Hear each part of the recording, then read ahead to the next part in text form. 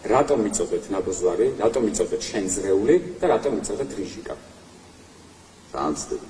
არ ვცდებით, სვამ კონკრეტულ კითხვას, რა იყო ამის განმარტებით, იმიტომ რომ ესეთი რამე არ ყოფილა საერთოდ. ნიკოლოზ კაცია რა ქუჩაზე დააკავეთ?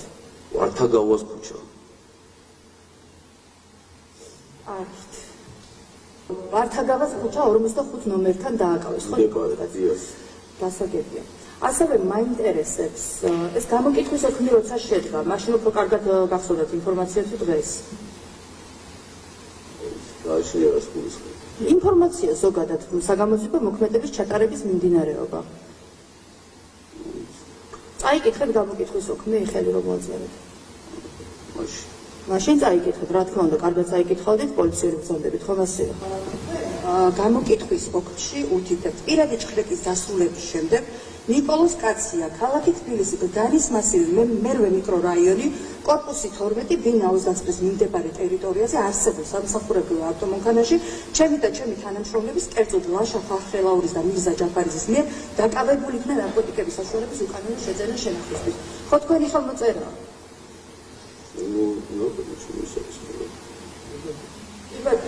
ანუ თქვენ ნიკოლოზ კაცია მესამე დააკავეთ. შეიძლება მექანიკურ შეცდომა აქვს. ხო თქვით რომ კარგად წაიკითხეთ. პოლიციელი ხართ.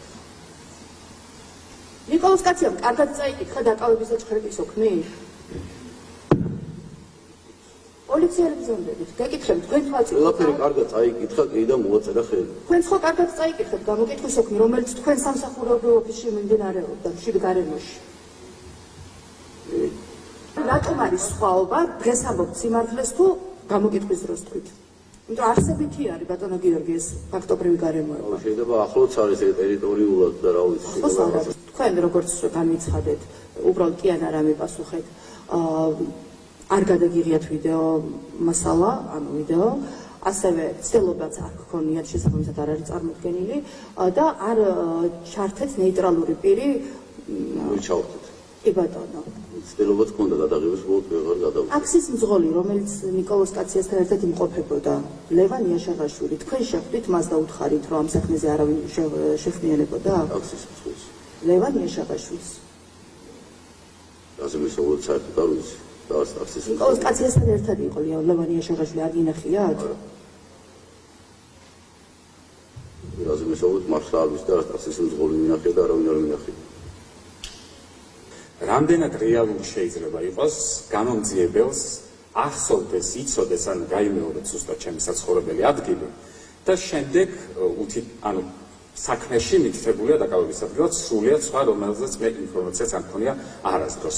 ეს თქვენ როგორც გამომძიებელს რამდენად რეალურად მიგაჩნიათ? გამომძიებელი არ ვარ. არ არის შეფასება, ანუ რამდენად შეიძლება, იმიტომ რომ ზუსტად ადამიანი, რომელიც ჯგუფთან ერთად, უამრავ ადამიანთან ერთად დაინახეს ჩემს საცხოვრებელ სახლთან და მოვა ამის დროს დაიტყვიან, მათ შორის არსებობს გასაუბრება, სადაც ტაქსისტი ადასტურებს იგივეს ტაქსის მძღოლი უკაცრავად, რასაც ვამბობ მე იმ გამოკითხვაში, რომელიც დევს საქმეში, მაინტერესებს, რამდენად რეალურია გახსოვდეს ადამიანს ჩემი საცხოვრებელი და არ გახსოვდეს, სად დააკავე კონკრეტულად.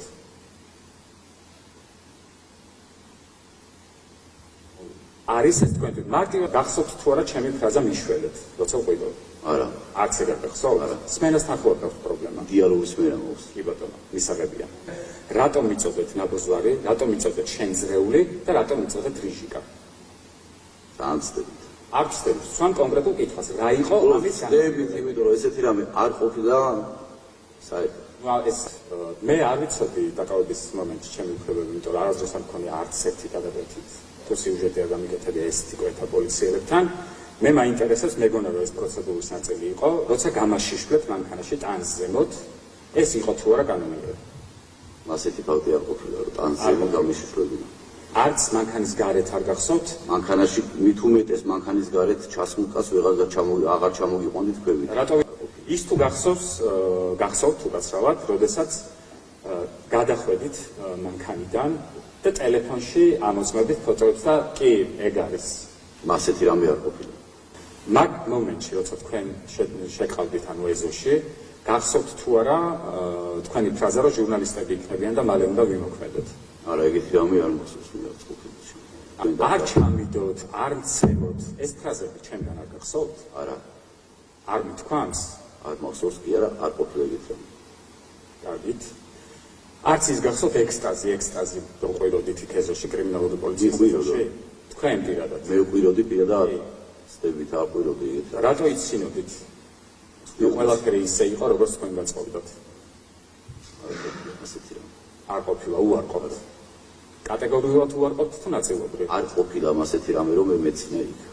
ანუ ჩემი სრული გაშიშვლება ექვემდებარებოდა თუ არა იმ კონტროლს, რომელიც მე აი ზუსტად იმ ოთახში, სადაც ვიჯექი, იმის მოპირდაპირედ ოთახში შემიყვანეს და სრულად გამაშიშვლეს. ასეთი რამე უშუალოდ თქვენ, მე არ გეუბნებით, თქვენ არ ყოფილხართ. თქვენი ორი თანამშრომელი იყო, არ გეუბნებით, რომ თქვენ მითხარით, მე გეუბნებით ფაქტს, რომელიც წარმოუდგენელია ახლა არ არსებობს, არ გამესიზმრებოდა და არც მიხარია, იმიტომ რომ მე იმ მომენტში გულწრფელად გეუბნებით, მეგონა რომ ეს პროცედურის ნაწილი იყო და როცა გავიგე რომ ეს არის კანონდარღვევა, ძალიან შემწვა და რაღაც ძალიან ცუდად ვიგრძე. ანუ ფაქტის შემდეგ მივხვდი, რომ ეს ძალიან ცუდი რაღაც მოხდა. ასეთი რამე არ ხდება. არც ის აქციებთან დაკავშირებით რატო გამცემოდით, ან დასაცინია აქციებში მონაწილეობა. ნიკოლოზეს არის უკვე მართლა აი ძალიან დიდი გვილია, როცა არ მეთქვი ეგეთი რაღაცა. ეხლა მივად კრიმინალურში ტრაქში წიხლი და გაგიშვეთ სახლში არ ყოფილა? არ ყოფილა ასეთი რამე. კატეგორიულად გამოვიდა. აი ამდენამეს ეხლა ეს ზივა და მეცაქმეებმა გვიგონებ. ალბათ რა ვიცი, ჩემგან არ ყოფილა ასეთი რამე. ალბათ არ მევიგონებ და თქვენ არ მithქვამს ასეთი რამე ახლა და რავი რა გითხრა. ახსოვს და ტონს მიუწევთ, იმიტომ არ რომ უწევს ეს გელაპარაკები. ისიც გეყოთ, როცა შემაშინეთ, ანუ საკმაოდ დიდი სტრესი გადავტანე და ეხლა არავის არ ეშინია თქვენ და თქვენი დროც მოვა, მეც მოვა თქვენს პროცესზე.